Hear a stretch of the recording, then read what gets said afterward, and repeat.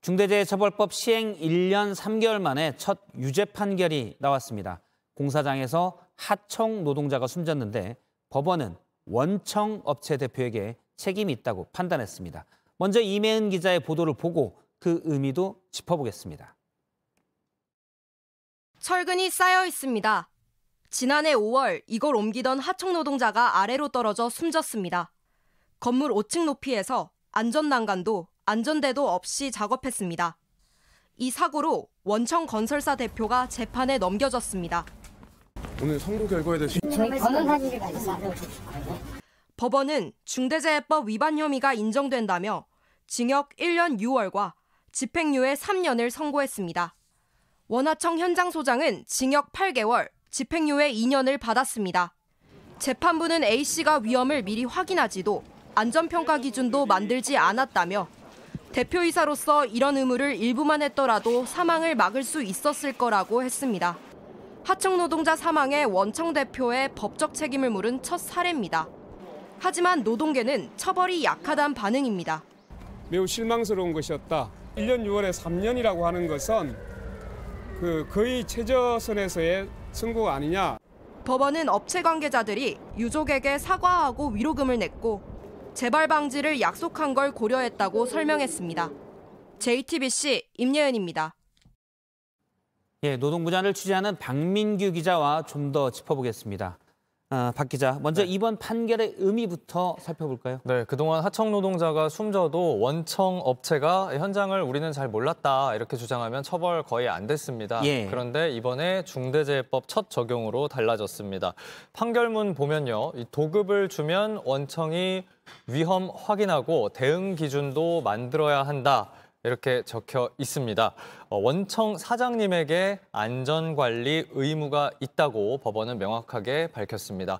그런데도 이 경우에는 사고 예방 조치를 안 하고 위험 작업을 그대로 시켜서 노동자를 숨지게 했다. 그래서 유죄다. 이렇게 본 겁니다. 지금까지는 하청업체에서 사고가 나도 하청은 하청 일이다, 원청은 모르는 일이다 하면 됐는데 이 법이 시행된 이후로는 원청도 책임이 있다. 판결을 그렇게 된 거군요. 그렇습니다.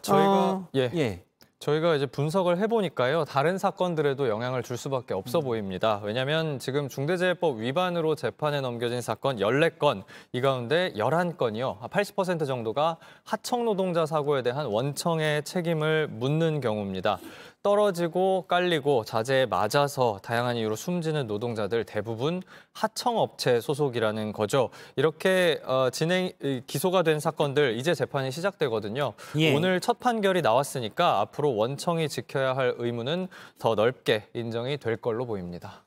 그러면 이제까지는 하청업체의 안전 문제에 대해서 원청은 난 몰라 해도 됐지만 사장님까지 처벌받네? 하니까 더 신경을 써야 되는 거잖아요. 그렇습니다. 그런데 최근 정부에서 이 처벌보다 과징금을 좀 늘리겠다. 그러니까 처벌 수위를 좀 낮추는 방안을 추진하겠다고 하는데 그러면 실효성이 좀 떨어지는 거 아닌가요? 예, 맞습니다. 기업들은 계속 이 경영 활동을 위축시키는 법이다라고 해왔죠. 기업 입장에서 보면요. 그렇습니다. 그리고 CEO 개인을 처벌하는 것보다 이 회사에 과징금을 물려서 사고 예방하는 게 더 효과적이다. 이런 얘기도 해왔습니다. 관련 논의도 실제로 진행 중인데요. 이 법을 만들게 된 게 5년 전 태안화력발전소에서 숨진 고 김용균 씨 사건 때문이었습니다. 중대재해법 당연히 시행 전이다 보니까요. 2달 전 나온 2심 재판에서까지 원청 관계자들은 전부 무죄 판결을 받았습니다.